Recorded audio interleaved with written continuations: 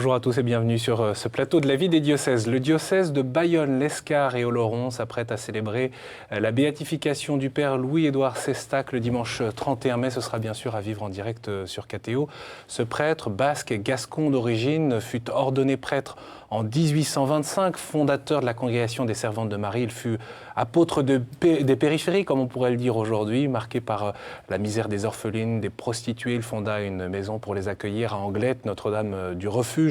Alors, qui est ce bienheureux que l'Église béatifie pour les Pyrénées-Atlantiques? Nous en parlons avec Monseigneur Marc Caillet. Bonjour. Bonjour. Vous êtes évêque de Bayonne, l'Escar et Oloron. Vous étiez sur ce plateau en octobre, mais à ce moment-là, on ne savait pas encore qu'il y aurait la promulgation de ce décret de béatification de l'abbé Sestac. Voilà, le pape François nous a fait un beau cadeau en reconnaissant le miracle qui a été obtenu par son intercession, après un long processus, une longue enquête, et donc qui est une grande joie pour le diocèse, puisqu'on va avoir un nouvel intercesseur pour le diocèse, et puis un modèle à imiter, parce que je crois qu'une béatification, c'est aussi un signe envoyé à une église diocésaine, il y a une congrégation de religieuses, quelqu'un qui a une actualité par sa vie et son message pour aujourd'hui. Vous avez d'ailleurs écrit une lettre pastorale en vue de cette béatification, « Ne me demande que mon esprit ». Alors c'est une parole que la Vierge Marie a dite à ce bon père, comme disaient les servantes de Marie, lorsqu'il faisait un pèlerinage à Buglos, qui était le grand lieu marial de la région, pour demander de l'argent, 50 000 francs de l'époque, pour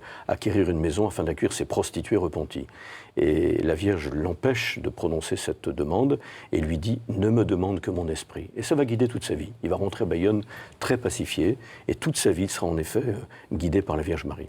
Alors je vous propose, Monseigneur, de découvrir en images la figure et la sainteté de ce bienheureux Louis-Édouard Sestac, qui est accompagné par la congrégation des Servantes de Marie. Nous sommes allés à Anglette. Marine Wolf est donc allée découvrir la figure du Père Sestac. À l'installation du Père Sestac sur ce domaine en 1838, pas de maison, uniquement des terres impropres à la culture. Sœur Louisette, vice-postulatrice de la cause de béatification du Père Sestac, aime la maison Neufchâteau, la première bâtisse qu'il acquiert. C'est là qu'il accueille des orphelines et des jeunes filles souhaitant quitter la prostitution. Il nommera d'ailleurs le domaine Notre-Dame du Refuge. À l'intérieur, sa chambre est toujours intacte. Elle nous révèle une part de la personnalité de ce prêtre. Cette chambre est toute petite, elle est haute. Il estimait que lui aussi devait vivre une vie de pauvre. Cette pièce est exiguë et simple, aujourd'hui encore dépourvue d'électricité. Sur les murs, la Vierge Marie, pour qui il a un attachement particulier. Il a mis des statues dans toutes les pièces où travaillaient les sœurs. Puis il a mis des cadres qui lui tenaient beaucoup à cœur. Entre autres, il y a le cadre de Notre-Dame de Buglos, parce qu'il a vécu là une expérience spirituelle fondamentale pour lui et pour la congrégation. Lui, il dit qu'il ne la voyait pas, mais il vivait de cœur tout le temps avec elle. Un attachement qu'il transmet. Au rez-de-chaussée, les débuts de la congrégation religieuse rappellent le charisme du Père Sestac, quand les 14 premières collaboratrices retrouvent la dignité et la grâce du ciel en se consacrant à Dieu par des vœux religieux. Elles forment la congrégation des Servantes de Marie en 1842. Quelques années après, naît la branche contemplative, les Bernardines. Elles sont aujourd'hui 5, toujours vouées à la prière et au travail dans la solitude. Eh bien, je prie facilement ici, parce que c'est un lieu très propice pour l'union à Dieu et l'équilibre de la personne. C'est son œuvre aussi, qui continue, et puis qui continuera. Il met en place un projet d'éducation fondé sur l'amour de Marie, la liberté et le travail. Il invente alors une méthode de lecture, le syllabaire. Il a constaté que c'était des enfants qui ne pouvaient pas se défendre dans la vie parce qu'elles n'avaient pas d'éducation. Donc il fallait une méthode de lecture rapide et active. Il mise aussi très vite sur le travail, de plus en plus de jeunes venant chercher la grâce dans son refuge. Il exploite alors les terres dont il dispose pour nourrir la communauté de religieuses et les jeunes accueillis. Une œuvre poursuivie aujourd'hui encore, ce sont 7 jeunes de l'établissement d'aide par le travail qui entretiennent les 26 hectares de l'exploitation agricole. L'idée est de poursuivre l'œuvre du fondateur, à savoir permettre à des gens de se remettre debout, de pouvoir travailler. Le refuge a aujourd'hui encore ce souci d'accueillir des personnes vulnérables depuis la petite enfance jusqu'au dernier jour de la vie. Pour preuve, une crèche, une maison pour des enfants placés par les services sociaux, un établissement pour des mères avec leurs enfants, un centre pour des personnes en situation de handicap et une maison de retraite coexistent sur le même site. Les Servantes de Marie ont géré les 5 établissements pendant de nombreuses années. Étant désormais pour la plupart en retraite professionnelle, elles ont passé le relais depuis 10 ans à des laïcs sous l'égide de l'association Mission Père Sestac. L'objectif est clair, perpétuer le charisme du Père Sestac. Le désir qu'il avait de rejoindre les personnes en situation difficile, et pas simplement pour de la bonne parole, mais de trouver des réponses à leurs besoins, ça je crois que ça, c'est encore d'actualité. Les sœurs espèrent que la grâce de la béatification du bon Père, comme il est appelé ici, rejaillisse sur chacune d'entre elles et que d'autres décideront alors de les rejoindre sur ses pas. Tous ceux qui œuvrent pour l'année du Père Sestac, tous ceux qui ont signé une charte par rapport à notre spiritualité. Monseigneur Hayet, au fond, dans cette figure que l'on découvre, peut-être qui n'est pas connue en dehors des frontières du diocèse, ou en tout cas on l'a peut-être un peu oublié, né en 1801, je le rappelle, au fond, qu'est-ce qui vous marque aujourd'hui dans cette figure de ce futur bienheureux? Il y a beaucoup d'aspects qui sont marquants et qui, je crois, sont très actuels. D'abord, c'est la figure du prêtre, le prêtre au XIXe siècle, qui est très enraciné dans son identité sacerdotale et donc dont le cœur de cible est la pastorale sacramentelle, on va dire, fondée dans l'Eucharistie, qui est vraiment le centre de sa vie, et dans le ministère de la confession. Je crois que ça, c'est un grand ministère de compassion et de miséricorde, et qu'il accomplit avec beaucoup d'exactitude et beaucoup de fidélité, oui, beaucoup de générosité. Il confessait régulièrement donc, à la cathédrale de Bayonne où il était vicaire. Tout à fait. Mais dans une chapelle qu'il aimait décrire comme la plus simple, la plus simple, la plus nue, la plus pauvre, la chapelle de Saint-François de Sales, qui est aussi un beau patron de la miséricorde et de la proximité auprès des âmes. Ami des journalistes. Et c'était les pauvres qui venaient à lui. Hein. Il le note d'ailleurs, il était l'ami des pauvres. Et ça aussi, c'est un aspect très actuel. Qui était connu aussi localement. Connu pour être vraiment l'ami des pauvres, dans ce quartier de la cathédrale, en plein 19e siècle, pleine révolution industrielle. Il est touché par ces orphelines qui ramassent des copeaux pour gagner leur vie, par ces prostituées qui viennent se réfugier auprès de lui pour être arrachées à leur esclavage. Et il a une charité de proximité qui le rend effectivement très actuel, parce qu'il va vraiment aux périphéries. Depuis sa cathédrale, il n'est pas enfermé dans cette cathédrale, il n'est pas enfermé dans la sacristie, et il est toujours dans la rue, l'ami des pauvres. Alors j'imagine que du coup, du fait de cette béatification, et parce que vous avez aussi fait la promotion de ce processus, au fond, qu'est-ce que vous avez observé dans sa vie qui fait que cet homme se révèle être un saint ? Je crois que c'est certainement sa formation, mais je crois que ce qui est peut-être l'instrument de sa sainteté, c'est sa dévotion à la Vierge Marie. Voilà. La Vierge Marie le guide depuis qu'il est tout petit. Il a d'ailleurs été miraculé lui-même, enfant, atteint d'une maladie grave, par la prière de sa maman auprès d'un lieu de pèlerinage qui se trouvait sur les bords de l'Adour, là, un lieu qui s'appelait Saint-Bernard à l'époque. Et Marie a toujours été présente dans sa vie. Et il dit d'ailleurs qu'il est systématiquement mené par elle, éduqué par elle. C'était un peu sa mère et sa maîtresse. Et c'est de cette manière-là que je crois il s'est déployé peu à peu, en acquérant cet esprit de Marie, qui en a fait un vrai disciple de Jésus, un prêtre avec un grand amour de l'Église et de son ministère, et comme je vous dis, qu'il a conduit peu à peu, providentiellement, à créer une œuvre qu'il appelle l'œuvre de Marie, parce qu'il n'avait aucun préjugé et aucune idée, aucun plan préétabli. Alors, Monseigneur, nous sommes allés retrouver l'artiste peintre qui a donc peint le portrait officiel du Père Sestac, Jean-François Simon. On l'a retrouvé dans son atelier, à 2 pas de la cathédrale. Il nous explique comment il a travaillé et ce qu'il a voulu faire transparaître à travers ce portrait. À partir de photographies anciennes, dont c'était le tout début, et puis dans Masque mortuaire, de lui donner ce sourire, et il le mérite bien de bienheureux, c'est-à-dire d'un être souriant qui s'est donné tout entier à sa cause, et c'était de retrouver dans les traits, dans la peinture, d'abord dans le dessin, puis après dans la peinture, ce bonheur, ce bienheureux et cette bonté qu'il nous a donné jusqu'à la fin de ses jours. Toute la démarche s'est basée sur la lumière. Les yeux, le regard, le calme, la paix, la véritable présence, puisqu'il parle de la présence mariale, et c'était elle qui était la plus importante. C'était donc de donner cette paix, cette calme vastitude, et qu'il soit, par son regard et par sa présence, non pas par un tableau qui le représente fidèlement comme une image, mais comme quelque chose qui vient du cœur, de l'âme, et qui touche l'esprit. Voilà un portrait qu'on va découvrir au moment de cette célébration de béatification qui va être dévoilée. Monseigneur, au fond, vous avez cette béatification, elle se passe dans la cathédrale de Bayonne, parce que le pape Benoît XVI a décidé, au cours de son pontificat, que les béatifications se déroulent dans les diocèses. C'est très important, ça. De fait, c'était autrefois comme cela, n'est-ce pas?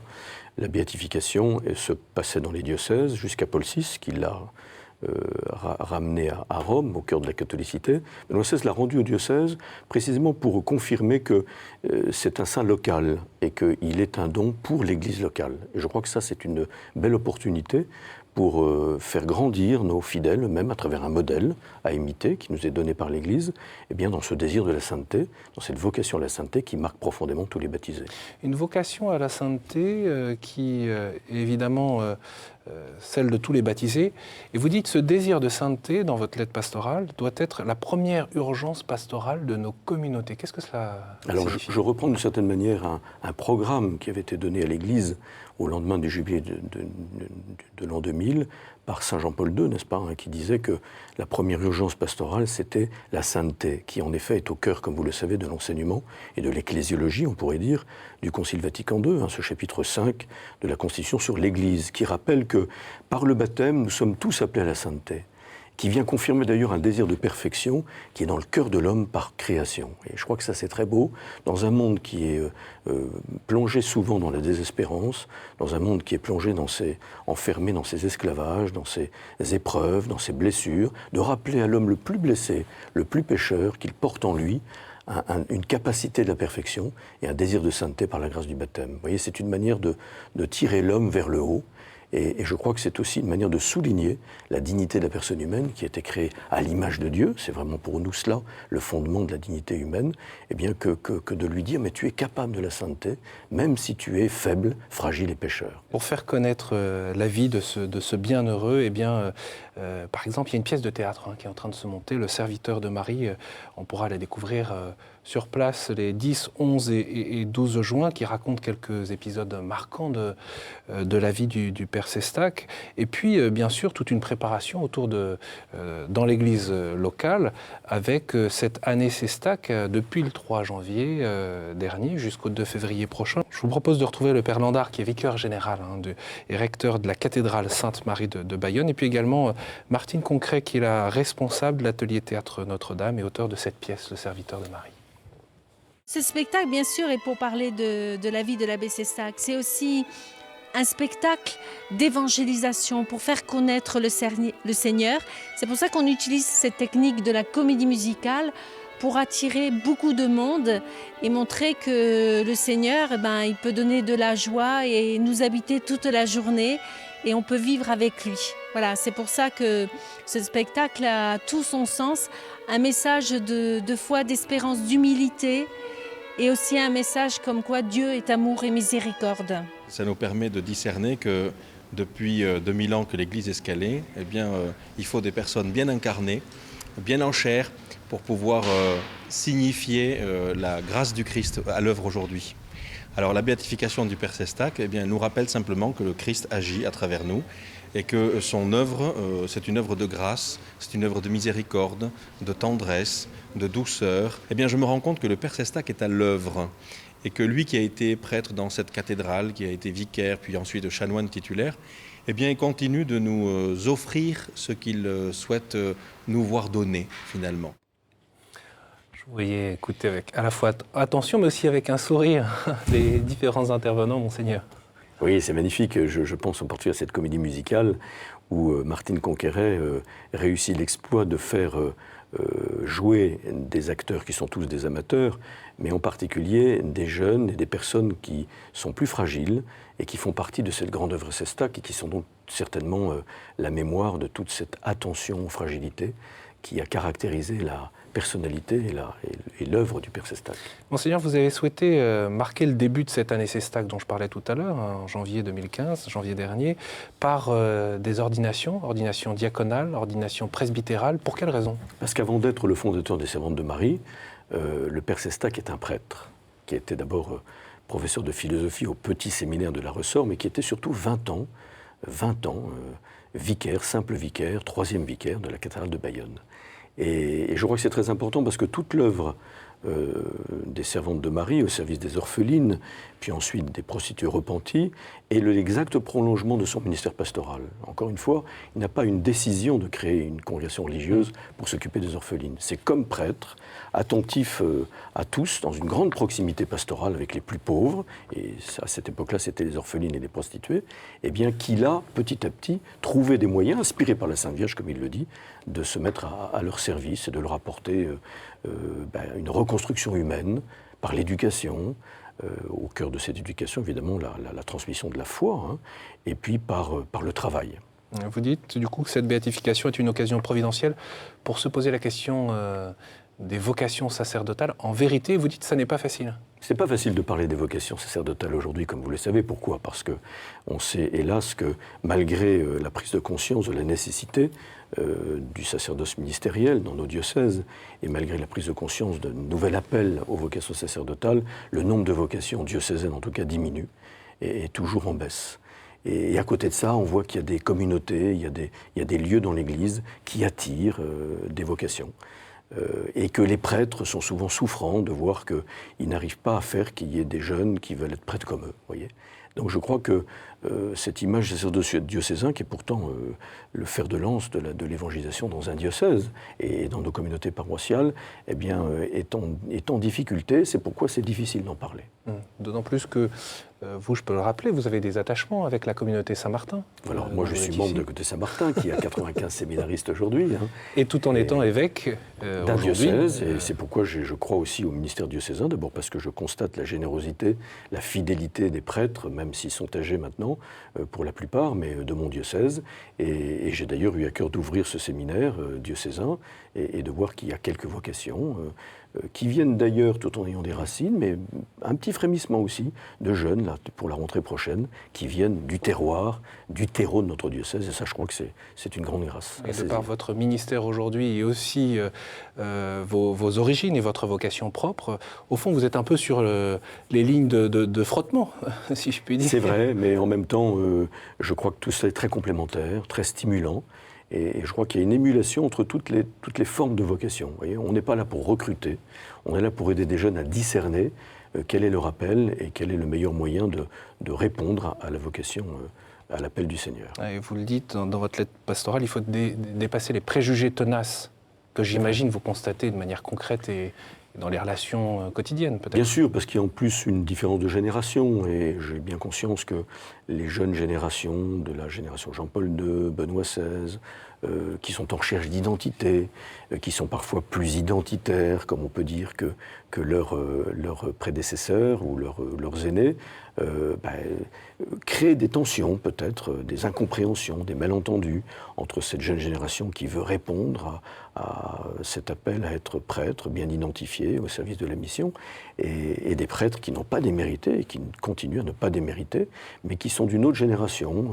Je crois qu'il faut savoir aussi comprendre un peu le sens de l'histoire et le sens de l'histoire de l'Église récente. Alors du coup, quel est l'enjeu pour vous du moment sur ces questions des vocations sacerdotales et peut-être précisément à la lumière de cette béatification du Père Sestak, de cette vocation à la sainteté que le Père Sestak a réalisée en quelque sorte? L'enjeu, c'est d'assurer la relève. Et non seulement d'assurer la relève sacerdotale, mais de permettre la croissance dans notre diocèse, qui répond d'ailleurs aux aspirations aux jeunes, aux attentes des jeunes d'aujourd'hui, de constituer un clergé bien identifié dans son identité sacerdotale.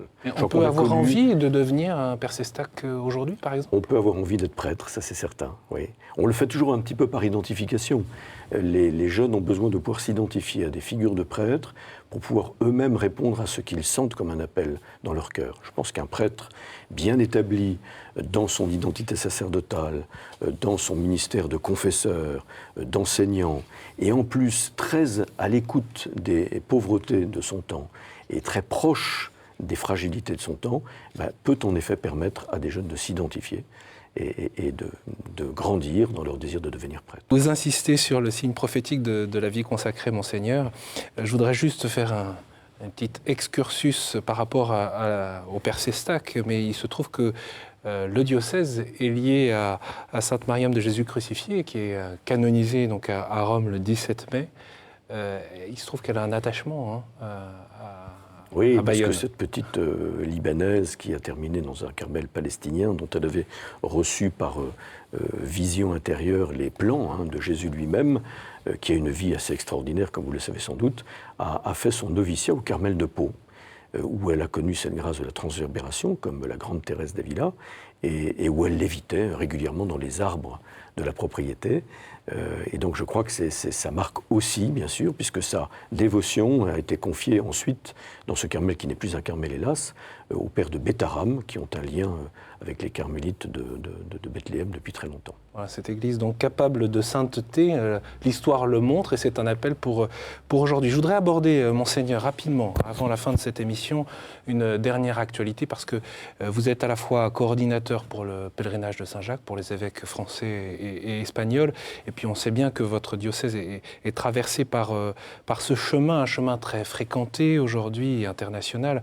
On le voyait avec cette association des Amis du chemin de Saint-Jacques qui recense 54 000 pèlerins accompagnés par cette association ces dernières années. Nous avons retrouvé Bertrand Saint-Macary, qui est donc le président de l'association des Amis du chemin de Saint-Jacques depuis près de 30 ans. Alors, il y a 30 ans, à l'époque, l'aventure consistait à organiser et baliser le chemin. Pour lui, le défi actuel, eh bien, cela consiste à transmettre l'Évangile à tous ces marcheurs.